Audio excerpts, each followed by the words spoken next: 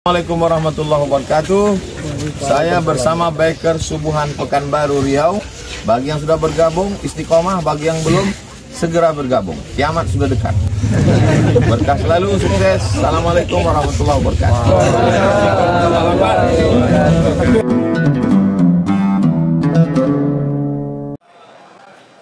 Katun dibeli di tanah datar. Saya tak lagi berpantun, sudah dihabiskan Pak Edi Natar. Apa kabar Bapak Ibu semua, sehat? Alhamdulillahirabbil alamin. Allahumma sholli ala sayyidina Muhammad wa ala ali sayyidina Muhammad. Kalau ada ustadz yang mengajak kita salam 3 kali, itu sunnah juga. Karena dalam hadis disebutkan, karena Nabi sallallahu alaihi wasallam idza sallama salasan. Nabi kalau mengucapkan salam kadang 3 kali. Jadi Pak Edi Natar pakai mazhab yang sekali. Ustaz Zulhusni pakai 2 kali. Mestinya saya 3 kali. Tapi karena saya tengok udah semangat, saya pakai pantun beliau tak pulang. Bahkan Nabi pun ketika bertamu ke rumah sahabat, Assalamualaikum. Sahabat itu tak menjawab. Diulang Nabi sekali lagi, Assalamualaikum. Sahabat itu tak menjawab. Diulang Nabi ketiga kali, baru dia jawab, Waalaikumsalam. Kata Nabi, ada kau di balik pintu tadi? Ada ya Rasulullah. Kenapa kau tak jawab? Aku ingin dapat doa engkau 3 kali. Nah, jadi masalah mengucapkan 3 kali ada dalilnya, tak usah berkelahi gara-gara itu. Mengawali majelis dengan alhamdulillah sunnah. Kullu amrin dibalin, semua kalau beda bihamdillah, kalau tak dimulai dengan alhamdulillah fahuwa aqwa. Amal itu putus. Makna putus 2 kata ulama. Yang pertama maqtu'ul barakah, tak ada barakahnya. Yang kedua, putus tak bisa dibawa bekal menghadap Allah. Maka kita awali dengan alhamdulillah. Yang kedua, selawat. Karena majelisnya tak disebut selawat. Majelis itu disebut majelis antanajifah. Majelis bangkai, majelis busuk, majelis berubat, majelis bebaru, majelis benanah. Kita tak mau majelis yang baik, yang udah mandi, yang udah bersih, yang udah wangi ini menjadi majelis bangkai. Maka kita berselawat, Allahumma sholli ala sayyidina Muhammad wa ala ali sayyidina Muhammad. Berpantun di masjid tak salah, karena memang telinga suka mendengar kalimat yang bersajak. Bahkan kalau kita baca Quran, itu ujungnya sama semua. Qul huwallahu ahad, Allahus samad, lam yalid wa lam yulad, wa lam yakul lahu kufuwan ahad. Memang telinga kita suka mendengar. Makanya ulama pun kalau ceramah, kalau kita perhatikan sebetulnya muqaddimahnya itu begitu. Kalau ujungnya ha semua. Alhamdulillah, wassalatu wassalamu ala rasulillah wa ala alihi wa sahbihi wa mawala wa ala alihi wa sahbihi wa man tabi'ahu wa man wala. Ha semua. Kalau dia ta semua. Alhamdulillahilladzi bi ni'matihi tatimmus shalihat. Wassalatu wassalamu ala sayyidis sadat wa ala alihi wa ashabihi ahli fadaili wal karamat. Kalau dia a semua. Alhamdulillahi wa kafa. Wassalatu wassalamu ala habibil mujtaba wa ala alihi wa ashabihi ahli sidqi wal wafa. Jadi sebetulnya bahasa Arab, bahasa Melayu itu ada kemiripan karena telinga kita suka kepada yang indah-indah, maka dengan berpantun. Kalau tuan lupa pula. Kalau tuan membeli asam gelugur dibeli di Gunung Bromo. Saya ini datang ke Masjid An-Nur karena diundang Ustaz Zulhusni Domo. Untuk meluruskan apa yang beliau sampaikan tadi. Yang sama-sama kita hormati Bapak Gubernur, Bapak anggota DPRD Komisi 8, Komisi Dunia Akhirat, Bapak Kajati, Bapak Ketua Pengadilan Agama, Bapak OJK. Saya ingat nama-nama ini karena disebutkan Pak Edi Natar tadi. Karena kita kalau udah sampai di masjid nih, menengok wajah orang nih, lama kepala kita nih mencari. Di mana jumpa Bapak? Di mana? Oh, OJK. Di mana lah pernah jumpa Bapak? Oh, di Kejaksaan Tinggi rupanya. Kenapa? Karena beda orang waktu pakai baju pegawai kantor dengan sudah di masjid. Kita kalau udah di masjid ini macam tak ada jarak. Kalau lah Pak Edi Natar pakai pakaian jenderalnya dengan pakaian gubernurnya, itu rasa saya berjarak, susah udah. Tapi kalau udah dekat, ya macam tak ada. Entah perasaan saya, ya Allah malam. Tapi Bapak gitu juga. Rasa-rasanya begitu. Buya, gitu juga. Masya Allah. Bapak Ibu yang dimuliakan Allah, Ustadz ini yang sapanya, yang disebutnya nama, yang ada jabatan aja tak adil. Padahal kami lebih dulu datang dari mereka ini lagi. Hadirin hadirat, muslimin muslimat, solihin solihat, mukminin mukminat yang belum berbini dan belum bersunat. Semuanya ini dimuliakan Allah Subhanahu wa taala. Amin ya rabbal alamin. Saya ini sebetulnya lebih nyaman di samping supaya nampak saya paham nih. Tapi karena kalau saya di samping, kamera ini udah dipasang pula di tengah. Ini menyeimbangkan, jadi agak intip, tilik sikit. Dari Abu Dzar, ada sahabat Nabi namanya Abu Dzar. Nama kampungnya Ghifar. Ada satu kampung, nama kampung antara Makkah sama Madinah, nama kampung itu Ghifar. Ghifar ini isinya perampok semua. Rupanya di Sumatera ini ada juga satu kampung isinya perampok semua. Saya pernah tahu sih di situ. Yang ngasih tahu orang kampung itu, Ustadz di sini ceramah, di sini perampok semua. Iya. Orang sini Pak Ustadz, kalau mau perampok ke Malaysia itu kenduri dulu, didoakan. Tak boleh sebut nama tempatnya. Nanti mengamuk dalam tubuh saya. Jadi kampung ini Ghifar ini isinya perampok semua. Nama Tuhannya Naham. Jadi nama Tuhan waktu itu banyak. Ada Lata, ada Uzza, ada Manat, ada Gubal, ada Jibti, ada Tawud. Ada satu nama Tuhannya Naham. Datanglah Abu Dzar nih membawa susu segelas. Diletakkannya di depan patung Naham tadi. Naham, ku kasih kau pagi ini susu. Kasihlah aku berkah hidup. Udah dia berdoa, dia pejam mata, ditengoknya, diminum anjing susunya tadi. Diminum anjing. Habis saya susu tadi, maaf cakap, diangkat anjing tuh kaki sebelah, dikencinginya pula. Berpikirlah aku minta berkah, sedang susunya habis. Aku minta jauhkan dari bala, sedangkan dia punya kencing. Itulah awal Abu Dzar meninggalkan patung dan masuk Islam. Jadi seandainya orang yang menyembah patung itu ada utaknya sedikit aja, insya Allah masuk Islam. Cuma masalahnya waktu Tuhan membagi utaknya tak datang.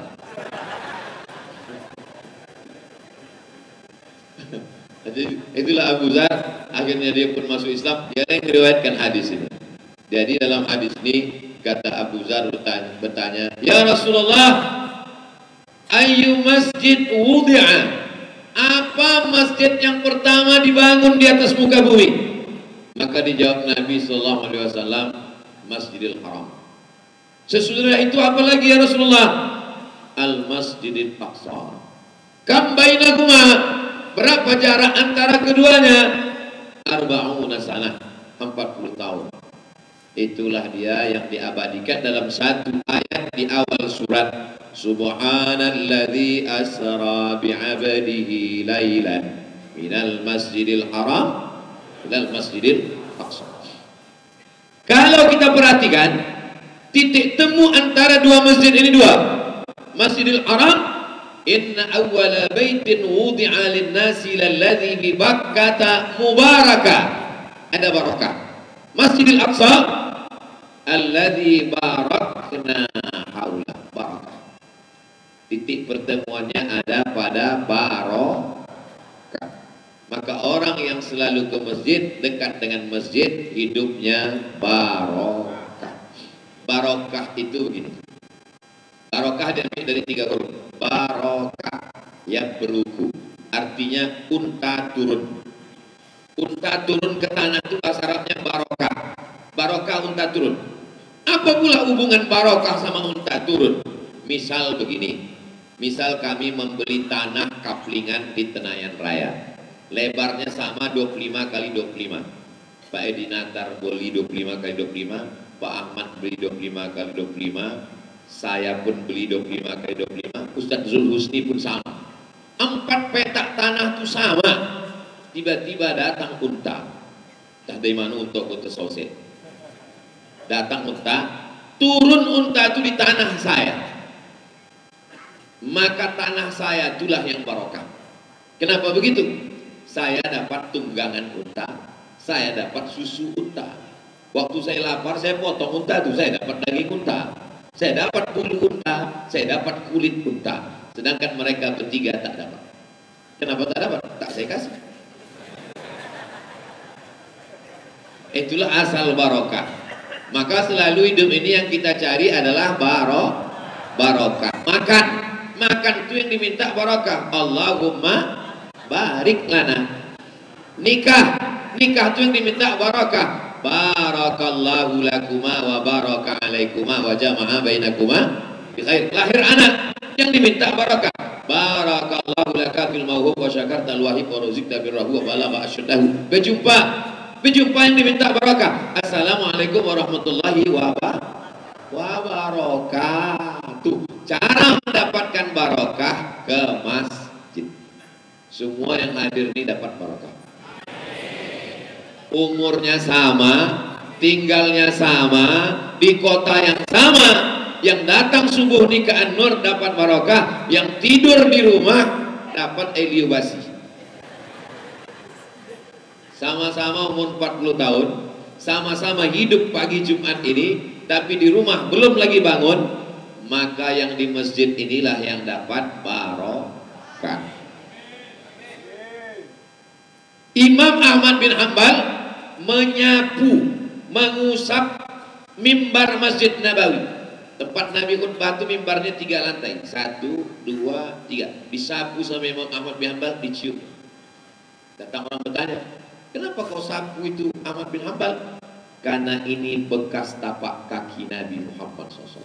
Salah satu cara mendapatkan barokah adalah dengan mengusap. Mana peciku? Kata Khalid bin Walid. Mana peciku? Kata sahabatnya, kenapa kau pusing peci hilang?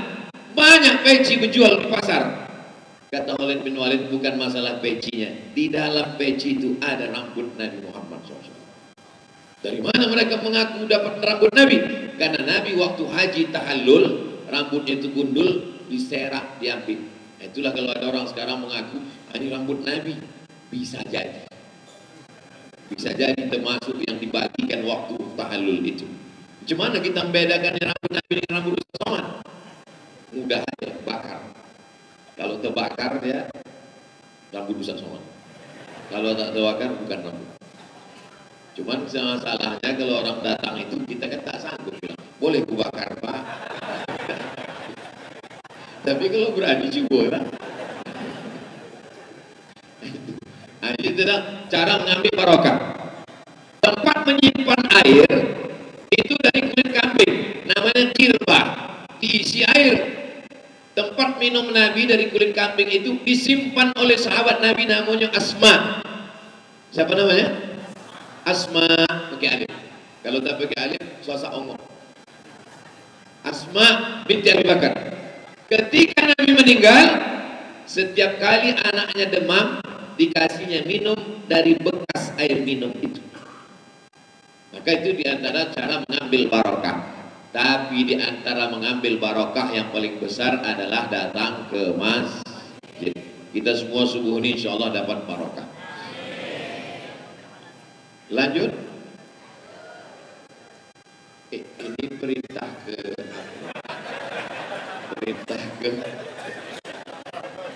tim admin nih. Tapi ibu jawab pun ini, tandanya ibu masih adu lagi. Belum, apa cepat betul keliling. Nah, jangan lompat-lompat ya. Yaqulul Mubarakfuri, Imam Al-Mubarakfuri berkata, apa kata dia? Nabi ketika sampai ke kota Yasrib membeli tanah. Tanah itu tempat menjemur kurma. Harganya 10 dinar. 1 dinar keping duit emas 4 gram, 25. Jadi kalau 1 keping itu 4 juta, 10 dinar berarti 40 juta. Harga tapak tanah Masjid Nabawi itu 40 juta kalau dihitung duit sekarang. Dibeli Nabi. Kenapa Nabi membeli? Nabi ingin mewakafkan tanah itu, padahal dia Nabi. Kalau cerita Nabi, dia udah dapat pahala sampai hari kiamat. Tak perlu dia pahala kita, dia masuk surga. Tak ada surga itu kalau tak ada dia. Tapi dia ingin dapat pahala wakaf. Dibelinya tanah itu, harganya 10 dinar, tempat menjemur kurma, milik 2 anak yatim, dibangun Masjid Nabawi. Maka kalau mau kekal abadi, wakafkanlah tanah membangun masjid. Nih, berapa orang yang sholat subuh di sini, sudah berapa kali subuh, yang paling bertuah adalah yang punya tanah nih. Tanpa kita sebutkan untuk almarhumah fulan sampai pahalanya. Saya mau setelah acara ini nanti, maka ketua GSSB ditelepon dari penjuru Riau, tolong datang ke masjid kami dan tolong datang ke kampung kami, ada tanah yang mau diwakafkan. Pak Ketua, Ustaz Zulhukni, Pak Edi Natar, itu ada tanah Pak, wakafkan. Tanah siapa? Entah. Mana bisa mewakafkan tanah uang? Yang diwakafkan itu tanah awak, yang dioleh tanah awak. Masalah menerima tanah wakaf nih, kami berdua sama Ustaz Alnop nih udah masak, kami udah akad, kami udah utama wakafkan tanah ini kepada engkau Ustaz Abdul Somad Yayasan Tabung Wakaf Umat, aku terima. Allahu Akbar. Dipoto. Tapi telepon BPN, Badan Pertanahan Nasional, kata Pak Kanwil bermasalah kok Ustaz. Telepon balik, Pak Haji, ya bermasalah punya tanah itu Pak. Dek bermasalah, tolong aku wakafkan dulu. Tak percaya sama aku, tanya Ustaz. Bapak Ibu yang dimuliakan Allah. Jadi tanah wakaf. Lanjut. Pertama Masjidil Haram, kedua Masjidil Aqsa, ketiga Masjid Nabawi, keempat Masjid Amr bin As. Ini Makkah, ini Madinah, ini Palestina. Makkah, Madinah, Palestina. Ke kiri Mesir, menyeberang Laut Merah. Sampailah sahabat Nabi ke sana, namanya Amr bin As. Masjid pertama dibangun di Afrika. Amr bin As sholat di situ, dan Imam Syafi'i pun pernah mengajar di situ. Panjang umur, sehat badan, nanti kita sholat di Masjid Amr bin As. Ongkos tanggung masing-masing. Kita buat nanti acara GSSB ke Amr bin As, insyaallah. Wah, imamnya yang terkenal dulu, cari suara rekamannya ada di YouTube, namanya Syekh Muhammad Jibril. Nama mertuanya Syekh Dr. Abdus Sobur Syahid, yang menjadi saksi di pengadilan atas penistaan agama terhadap siapa namanya dia? Adalah itu yang menista. Karena dia kata dia Quran itu adalah muntaj saqafi, produk budaya. Nasr Hamid Abu Zaid dulu pernah mau datang ke Riau, lalu kemudian Majelis Ulama Indonesia Riau menolak, akhirnya tak jadi datang. Nasr Hamid Abu Zaid sudah mati, ditolak dari Mesir, diperkarakan, lalu kemudian dia dapat suaka politik dari Belanda. Nah, ini Masjid Amr. Artinya apa? Setiap sahabat Nabi pergi ke satu tempat, mereka membangun masjid. Di mana bumi dipijak, di situ masjid tegak. Begitu kalau buat adik-adik yang punya usaha sablon, boleh buat baju kaos. Di mana bumi dipijak, di situ masjid tegak. Hadiri GSSB. Gitu dia. Di mana bumi dipijak, di sinan awak bekodak. Di mana bumi dipijak, di situ langit dijunjung. Di mana jantan bertanya, di situ perempuan bertudung. Udah banyak kan dapat bahan untuk update status kan? Oke, lanjut. Minal jami ila jami'ah. Jami masjid, jami'ah university. Cikal bakal universitas adalah masjid. Tahun 795 itu Masjid Qarawiyyin di Maroko. Tahun 737 itu Masjid Zaitunah di Tunisia. Barulah yang ketiga Masjid Al-Azhar 970. Inilah universitas-universitas tertua di dunia dan sekarang masih ada. Universitas Zaitunah, Universitas Qarawiyyin, Universitas Al-Azhar, dan ketiga alumni ini ada di Riau. Allahu Akbar. Alumni Qarawiyyin, alumni Zaitunah, alumni Al-Azhar. Lalu Universitas Barat tuh Pak Ustadz, Universitas Oxford baru berdiri 1096. Universitas Cambridge baru berdiri 1209. Universitas Harvard, Harvard University baru berdiri 1636. Jadi kalau begitu universitas tertua adalah Universitas Islam. Makanya pakaian toga jubah panjang dengan di atas itu diambil dari Universitas Islam. Mereka terinspirasi karena mereka tahu buat universitas karena umat Islam membangun universitas, dan ketika itu Islam sampai ke Eropa, Andalusia, mereka melihat cara membuat jubah, cara belajar, akhirnya mereka pakai, akhirnya orang kita belajar ke Eropa, dibawanya balik ke kita. Itu disebut dengan toga pada saat pelantikan. Yang pertama membuat toga itu adalah Fatimah Al-Fihri, berasal dari Tunisia, yang mendirikan universitas di Maghribi Maroko. Minal jami' ilal jami'ah, dari masjid ke universitas. Lanjut. Akhirnya sampai ke Nusantara, itu masjid yang didirikan oleh Sultan, disupport oleh wali-wali Allah, disebut dengan Wali Songo, dengan terkenal dengan Masjid Demak 1479. Sedangkan yang bawah itu Masjid Jami Air Tiris yang tak berpaku 1901, jaraknya 500 tahun. Ongku Mudo Songkal yang membangun Masjid Air Tiris itu, padahal 120 tahun yang lalu belum ada Google untuk dia cek macam mana bentuk gambar. Dari mana dia bisa buat mirip macam itu? Kan ada cerita Pak Ustadz, kan ada gambar.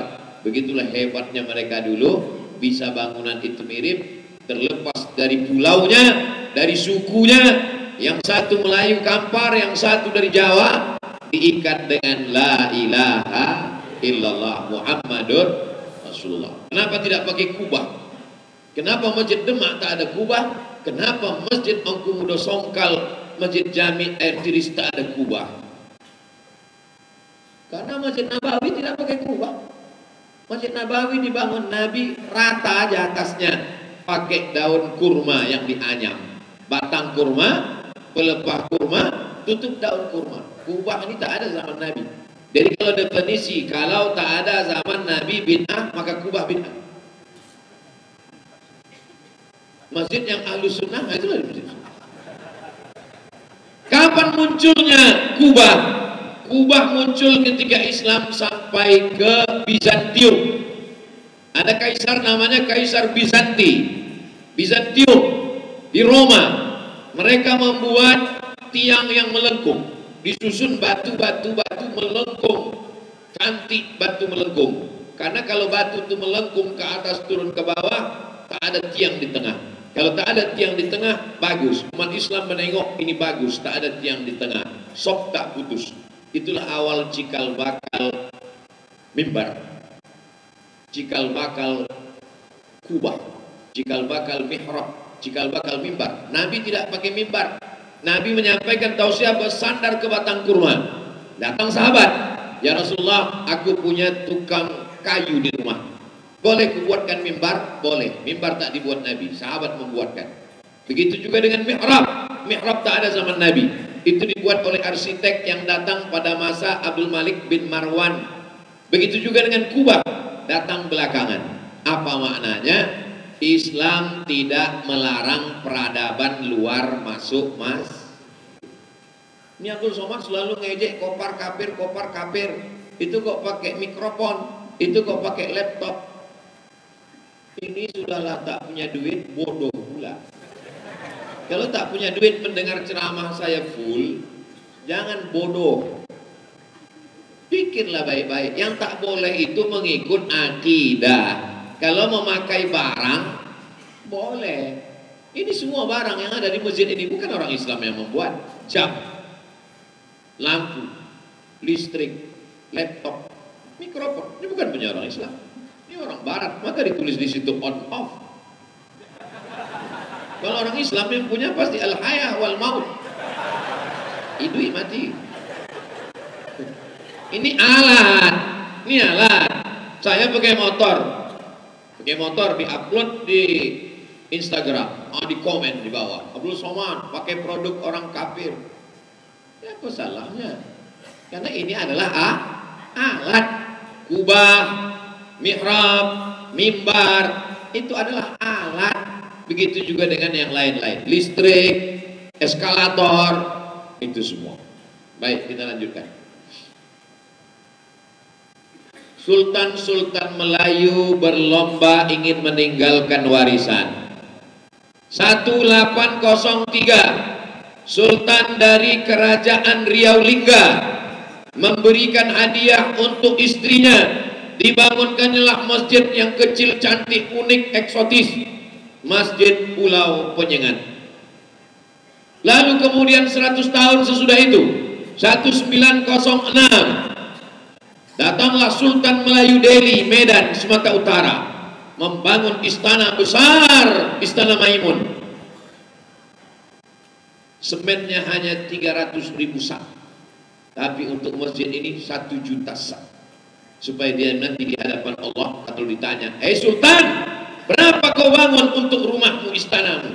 Cuma 300.000 sak ya Allah, tapi untuk rumahmu 1 juta sak ku bangunkan. Masjid cantik, kebanggaan. Tak Melayu hilang di Medan. Karena itu tak punya orang Melayu. Akhirnya mereka tegak masjid berdiri, berlomba-lomba. Banyak kita tahu Sultan Anu, tapi namanya hilang, lupa kita. Yang kita ingat adalah Sultan yang membangun masjid. Lanjut. Jangan tutup layarnya, Pak. Habis masa kesultanan. Saya urutkan dari mulai zaman Nabi, sahabat Nabi, Wali Songo, kesultanan, kita pun merdeka. Bagaimana dengan presiden-presiden kita? Presiden Soekarno, ada namanya di Maroko, Syarif Soekarno, Jalan Soekarno. Tapi begitu 1966 sampai ke 1970, tulislah akhir hayat Bung Karno. Sangat menyakitkan. Sakit buah pinggang, darah tinggi, sakit jantung, tahanan rumah, meleleh air mata kita. Tapi beliau masih sempat membangun, itulah dia Masjid Istiqlal. Peletakan batu pertamanya Presiden Soekarno 1906.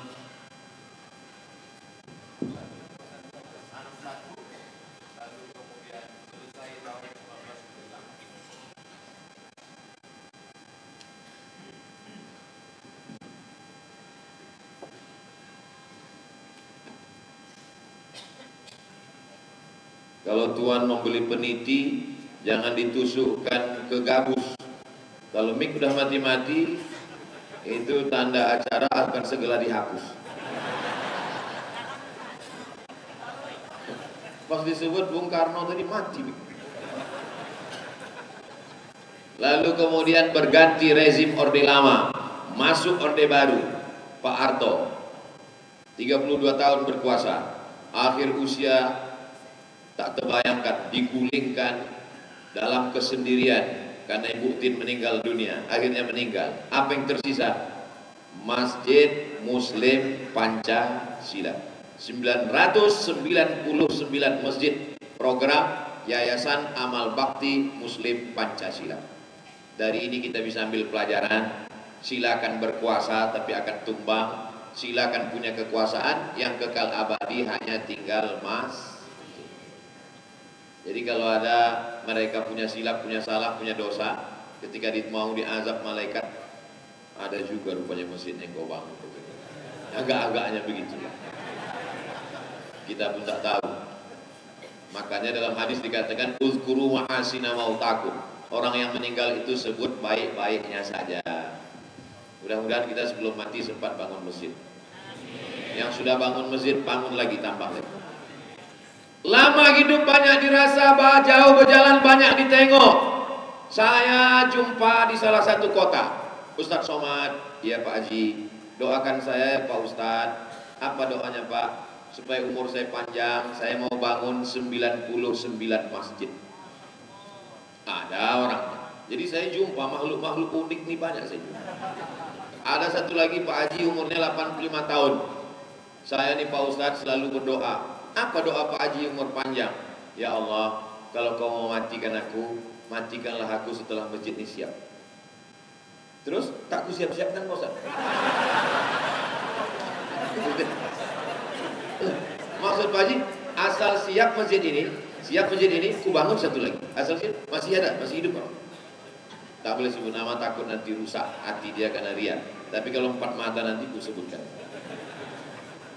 Asal mau selesai masjid ini, dilanjutkan ini. Asal mau selesai masjid ini, dilanjutkan ini. Berdiri terus masjid. Rezekinya tak berkurang, umurnya panjang. Bukan masjid itu tak siap-siap. Kenapa masjid ini bisa menjadi Islamic Center terbaik 2015? Pertama, karena ada penitipan bayi. Yang kedua, karena ada supermarket, minimarket, tempat belanja. Ketiga, karena di situ ada SMP dan SMA tahfiz dan ada sekolah tinggi ilmu Al-Quran Syekh Ibrahim. Itulah kenapa Masjid Surabaya kalah, Masjid Semarang kalah, Islamic Center lain kalah. Karena masjid tidak hanya sebagai tempat pendidikan, tapi masjid adalah tempat belajar formal. Inilah dia cikal bakal dari masjid menjadi universitas. Sudah terlaksana dengan baik. Siapa yang membangun namanya tak boleh sebut, nanti ditangkap Bawaslu. Kalau tuan menyisir rambut, hati-hati kena daun benalu. Nama tak boleh disebut, nanti kena tangkap Bawaslu. Tapi jamaah yang ke masjid sudah tahu lah semua. Ini Masjid Islamik Rokan Hulu Pasir Pangarayan. Kalau punya kekuasaan, maka manfaatkanlah untuk membangun masjid. Masjid dan lembaga pendidikan formal. Masjid An-Nur sangat bisa TK Quran, SD Quran, SMP Quran, SMA Quran, universitas berbasis Al-Quran. Kalau kita mau baik ke depan, inilah muhasabah akhir tahun kita. Muhasabah akhir tahun kita mau An-Nur ini lebih baik ke depan. Amin. Saya tak pandai muhasabah yang ya Allah begitu banyak. Aja tak pandai saya. Nanti panggil ada ustaz khusus. Ada ustaz khusus gitu. Saya dulu pernah diminta menggantikan Ustadz Mustafa Umar. Saya bilang, saya tak pandai buat jamaah ini menangis Pak Ustadz. Kata dia, gue aja lah. Pas saya muhasabah udah 5 menit tadi menangis. Mak, gawat ini. Lama-lama saking sedihnya saya tak ada orang, lama-lama menangis saya. Menangis juga. Itulah awal. Jadi nanti memang ada ustadz spesialis yang menangis. Itu nanti untuk malam tahun baru nanti berlanjut. Kalau muhasabah kita ini sekarang, muhasabah bagaimana An-Nur ini lebih baik ke depan. Dulu, kalau pernah saya masuk ke An-Nur ini, berserak ember di bawah, menapung putus, air tak putus dari atas. Sekarang Masya Allah, Lanjut.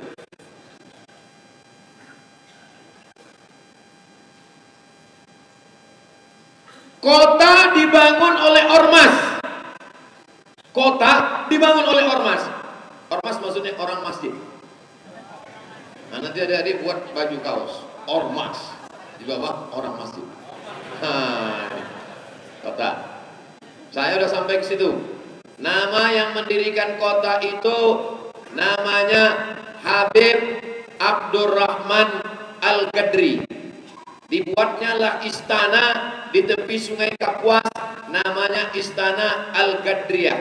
Itu saya waktu acara tabligh akbar di Istana Al-Gadriyah. Lalu kemudian dibangunnya masjid, bangun istana 1771, bangun masjid 1772. Peradaban dibangun dari masjid. Silakan punya istana, tapi masjid jangan lupa, karena kota-kota di Indonesia ini sebagian besar dari masjid. Ini salah satu contoh model. Lanjut. Riau mirip. Sungai Kapuas, kalau di sini Sungai Siak. Namanya Sultan Abdul Jalil Alamuddin Shah. Kita diajarkan tali bapilin tigo. Pilin yang pertama pemerintah, pilin yang kedua adat, pilin yang ketiga agama. Pemerintahnya dibangun istana bukit, adatnya balai payung sekaki, agamanya 1762 Masjid Alam namanya. Lalu kemudian Masjid Alam itu berubah nama menjadi Masjid Raya. Raya dalam bahasa Melayu artinya besar, masjid besar. Sekarang orang tahu masjid apa? Masjid Pasar Bawah. Nah itulah yang rindu masjid itu. Saya masih sempat dulu masjid lama itu yang tiangnya tebal macam bangunan Belanda.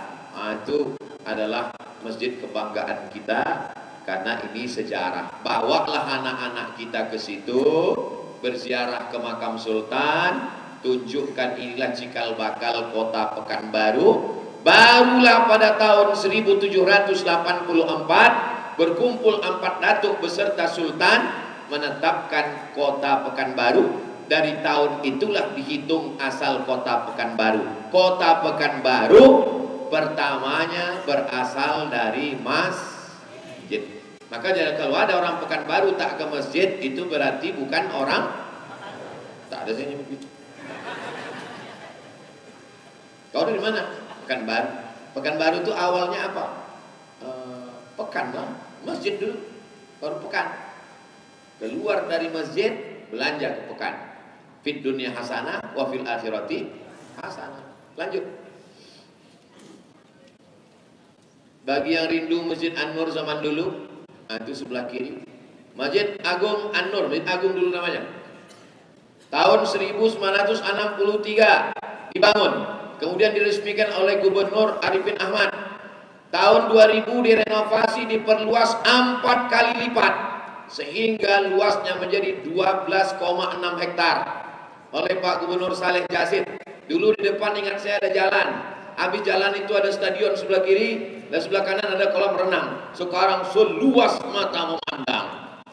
Selama masih ada jabatan, ada kekuasaan, pakai untuk rumah Allah. Takbir. Saya tak tahu. Saya lama cerita dengan Pak saya, tak pernah ada cerita itu. Ini dapat saya di Google. Sekali pun tak pernah ada cerita, tak pernah ada cakap. Itu Pak Ustaz, kalau bukan karena aku tak masuk Ustaz, tak. Saya aja mancing-mancing sedikit. Enggak. Lanjut. Ini coba terus lewat kan. Kenapa itu astagfirullah? Ini bukan salah, ini salah tim media ini. Tidak ada di situ. Sudah saya pesan tadi itu saya pesan itu jangan nampakkan karena Pak Kajati ada di sini.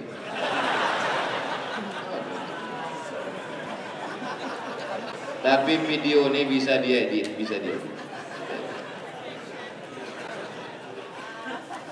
Masjid, fokus ke sini, fokus. Masjid Raya An-Nur masuk nominator penghargaan Ad-Da'i Award 2023. Alhamdulillah. Dalam kategori apa? masjid dengan kajian rutin berkualitas. Setelah mereka hitung seluruh masjid dari Sabang sampai Papua, masjid kota kita inilah yang paling berkualitas pengajiannya. Sayangnya baru subuh inilah kita tahu, karena kita pun tak pernah datang. Nanti ditanya orang, hebat masjid kalian Pekanbaru. Bapak dari mana? Saya dari Pekanbaru. Itu masjid An-Nur itu Pak, ada khatam Sahih Bukhari, ada kitab Adabul Mufrad, ada kitab Sunan Tirmidzi, ada kitab Bidayatul Hidayah. Iya. Dia pula yang bertanya. Masjid An-Nur ini, saya ditanya orang, tahu Ustaz Masjid An-Nur Pekanbaru? Saya penceramah di situ. Lanjut. Tuh ulama-ulama internasional yang sudah didatangkan ke An-Nur.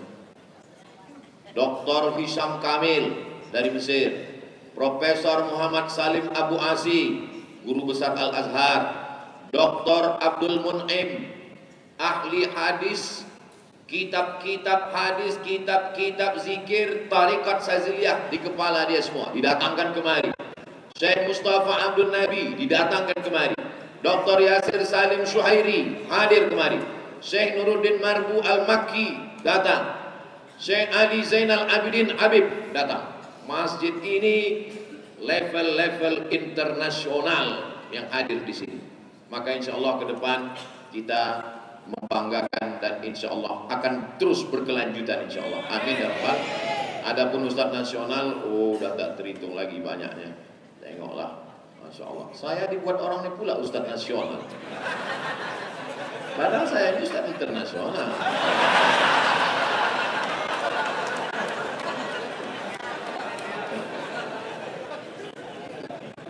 Lanjut. Tak apa-apa. Itu daftar pengajian rutin. Mari kita tengok ya, Bapak Ibu. 6 kitab hadis paling tinggi: Sahih Bukhari, Sahih Muslim, Sunan Ibni Abi Daud, Sunan Nasai, Sunan Tirmidzi, Sunan Ibnu Majah. Yang dibaca di masjid ini Sahih Bukhari.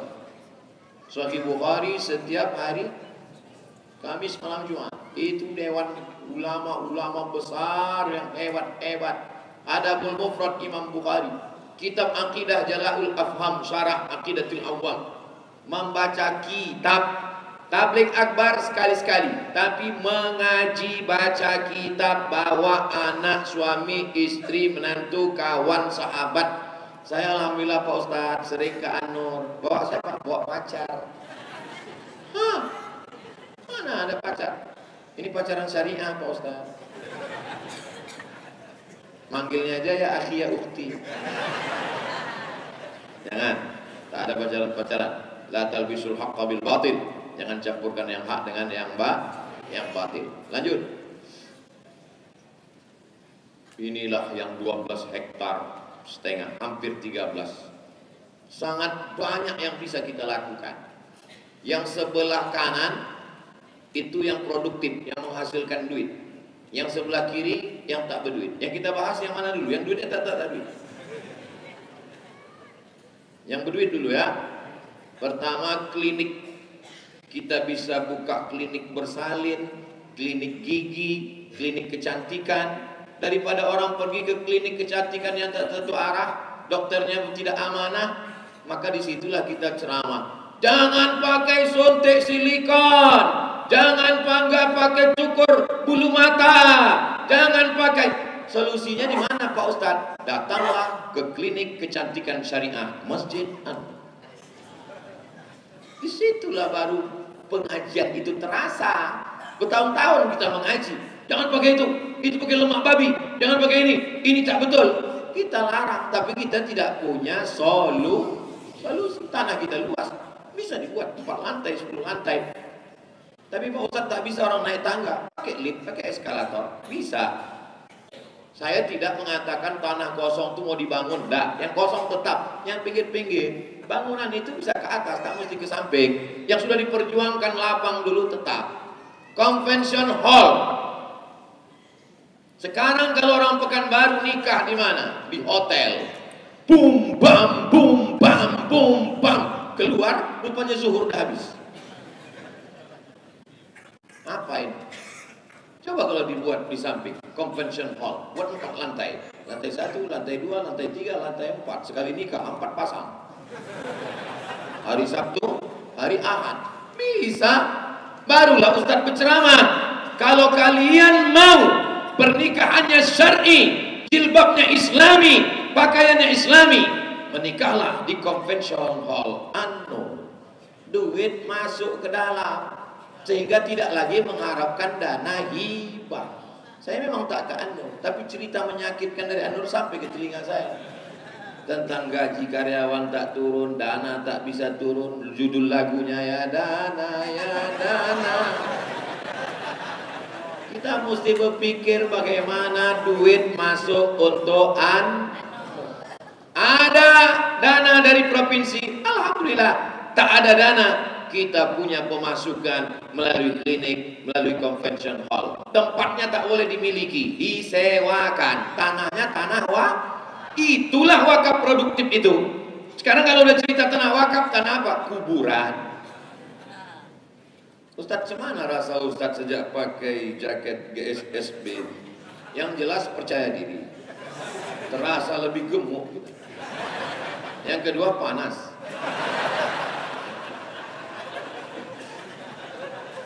Tiga, gerai UMKM. Gerai UMKM sekarang orang di mana letakkannya? Potong sekar sekian. Dibuat pelatihan. Pelatihan membuat kacang pukul, pelatihan membuat bolu kemojo. Semua jamaah yang punya keahlian datang. Ini yang tak punya keahlian, ini yang punya keahlian, dipertemukan oleh ustadz dalam pengajian. Itulah yang maksud berjamaah itu. Ini mengaji, habis ngaji, la salam wala kalam, pulang, kenal tidak, apa tidak. Orang kalau hanya sekedar mengaji, baik semua, malaikat semua. Kalau mau tahu dia malaikat atau hantu, pas cerita duit. Pas cerita duit itulah baru tahu kita bahwa ini orang atau setan. Disinilah dia teruji nanti di gerai UMKM. Anda punya produk, silakan letakkan di gerai UMKM An-Nur, potong sekian persen, masuknya ke An-Nur untuk biaya operasional, untuk listrik, untuk mendatangkan para alim ulama, untuk pelatihan, untuk pengajian mu'alaf yang baru masuk Islam, dicampakkan oleh keluarganya. Kita jangan mensyahadatkan orang di sini. Habis mensyahadatkan kasih sarung. Memang sarung bisa dikunyah. Dia mau kerja kemana? Orang tuanya udah benci, diusir dari perusahaan. Kita buat pelatihan kuliner, jualannya di sini. Melalui apa? Gerai UMKM, hotel syariah. Abang sedang di mana, Bang? Kata istrinya menelpon dari Bandung, dari Makassar, dari Papua. Abang sedang di Bumi Lancang Kuning, deh. Tinggalnya di hotel mana? Hotel Syariah An-Nur. Tenang istrinya. Habis menelpon itu baru dia keluar.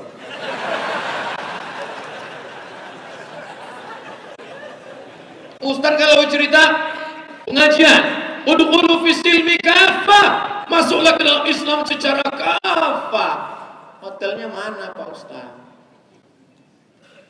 Kalau saya ditanya, udah aku sampaikan. Aku udah lepas sudah. Udah aku sampaikan. Insya Allah inilah muhasabah akhir tahun kita ke depan. Radio. Berapa orang yang mendengarkan pengajian?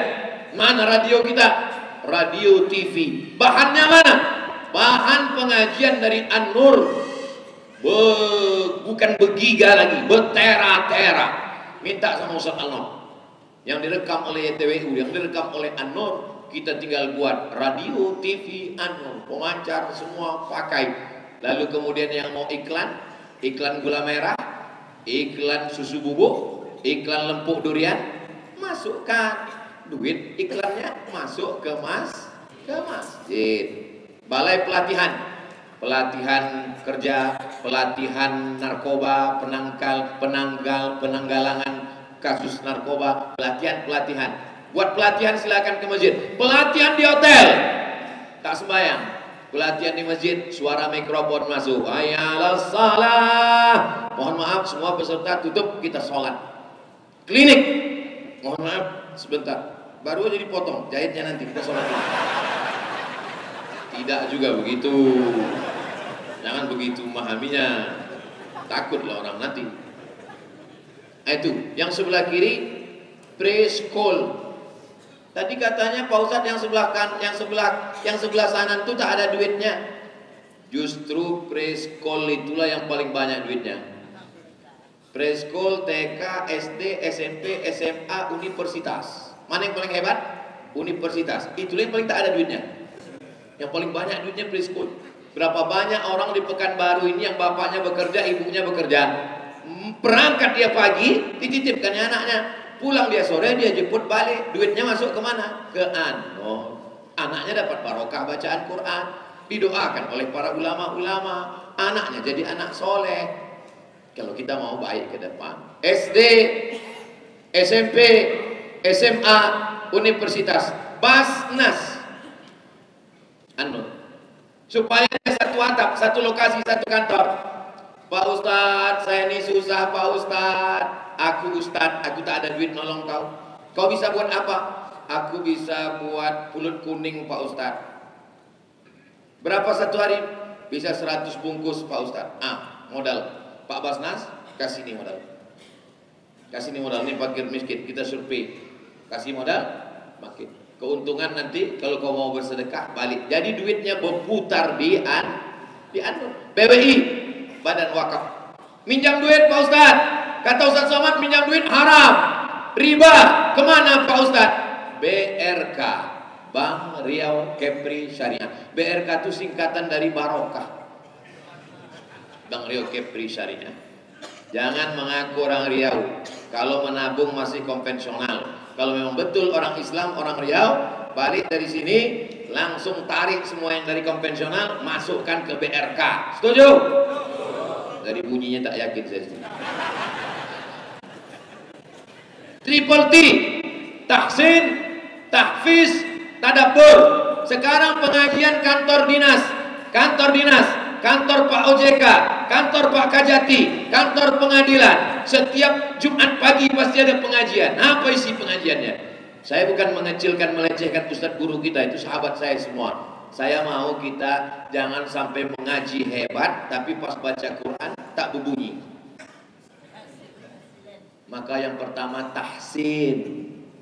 Anda ingin mendapatkan guru tahsin di kantor-kantor Anda, perbaiki kualitas bacaan Quran dan sholat Anda, panggillah guru tahsin yang sudah dilatih di dilatih di sini. TOT namanya, Training for Trainer. Dikirim ke kantor-kantor, camat-camat, lurah-lurah, bupati-bupati, 12 kabupaten kota. Kirim, berkualitas. Tahfiz, yang tahsinnya udah bagus, hafalannya. Bukan main senang kita tadi di belakang imam, Masya Allah. Apa rasanya Pak Ustadz di belakang imam itu? Yang pertama senang, yang kedua khawatir. Apa khawatirnya? Kalau sampailah macet imam nih, Mak.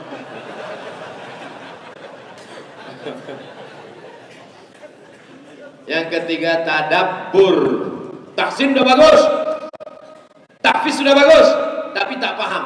Tadabbur. Triple T, kerjasama antara kantor dinas, kerjasama antara Kapolda, kerjasama antara Kajati, kerjasama antara Pak Kadis, Pak Kabak, datang ke Anur, minta kirim guru, alumni UIN, ustadz yang sudah dilatih, datang. 40 tatap muka tahsin, 40 tatap muka tahfiz, 40 tatap muka tadabbur. 3 tahun. Itu 40 tatap muka itu pengajian setahun.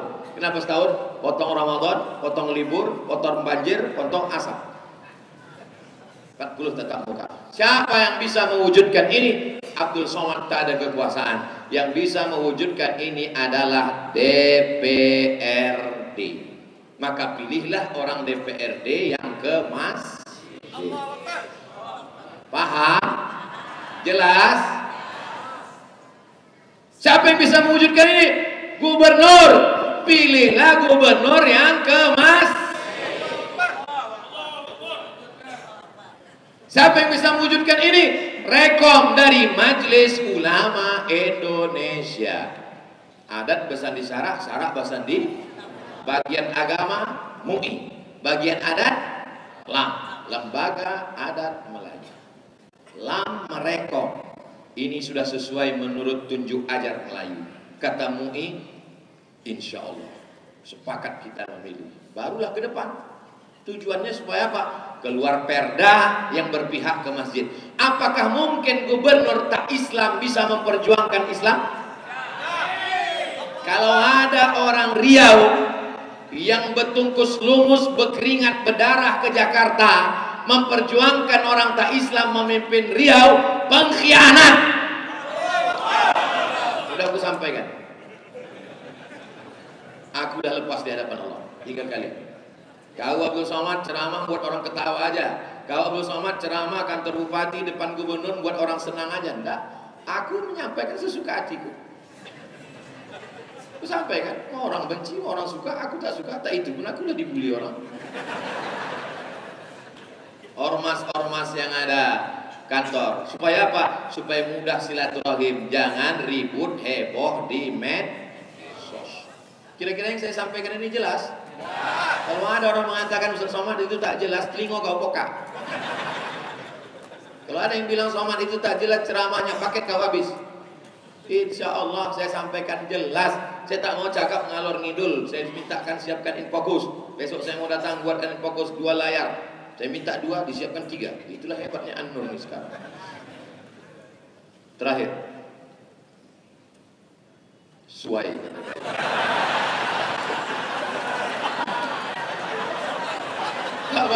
Tak banyak jawab sesuai gitu. Habis selesai. 1000 fatwa kalah dengan 1 tanda tangan. Ya Allah, jadikanlah pemimpin Riau ini yang cinta masjid. Kalau saya pribadi, ya terserah mereka-mereka yang hadir ini aja lah.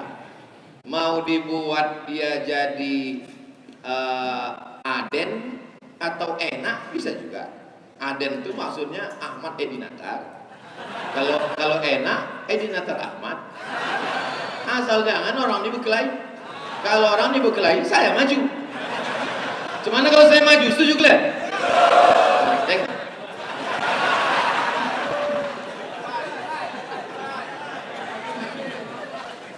Saya ini sedang wakil presiden, saya tak mau.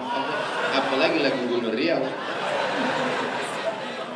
Tapi udah saya sampaikan, lepaslah pikiran saya subuh ini, sehingga masyarakat walaupun yang menonton kita hanya di An-Nur, tapi insya Allah ini ditonton oleh seluruh yang ada di perantauan. Bapak Ibu sahabat, tidak ada niat lain kecuali untuk membangun Riau supaya Allah turunkan barokah, baldatun thayyibatun wa rabbun.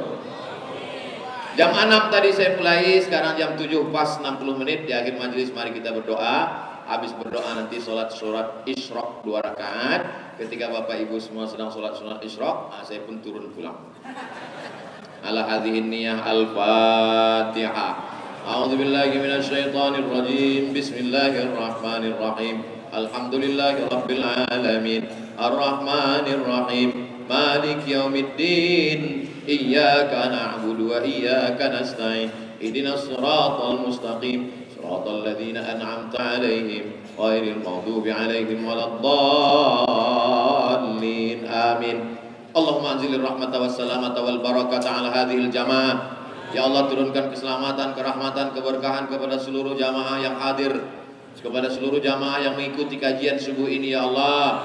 Allahumma ja'al hadzal balada baladan amina. Jadikan negeri ini bumi lancang kuning, baldatun thayyibatun wa rabbun ghafur. Allah marzuqna imaman adila. Jadikan pemimpin kami pemimpin yang adil dan amanah ya Allah. Allah maftah lana abwabal khair wa abwaban ni'mah wa abwabal barakah. Bukakan pintu keberkahan, pintu nikmat, pintu rezeki untuk kami semua ya Allah.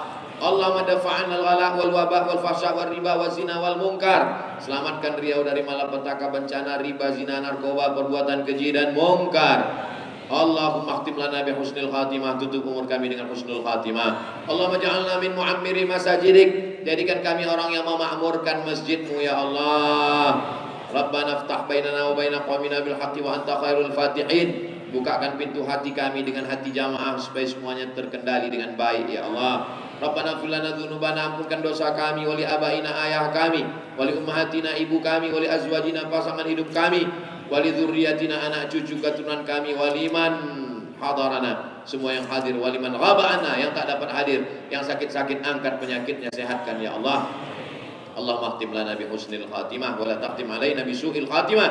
Allahumma jama'na ma'al habibil mustafa fi jannatikal ula. Sebagaimana di subuh Jumat yang barakah ini kau kumpulkan kami di Masjid An-Nur, kumpulkan pula kami nanti di surga Jannatul Firdaus ma'an nabiyyin, bersama nabi-nabi, was-siddiqin, bersama orang yang benar, was-syuhada, bersama orang mati syahid, was-salihin, bersama orang yang soleh. Rabbana atina fid dunya hasanah wa fil akhirati hasanah wa qina adzabannar. Wa sallallahu ala sayyidina Muhammad wa ala alihi wa sahbihi wa sallam walhamdulillahi rabbil alamin.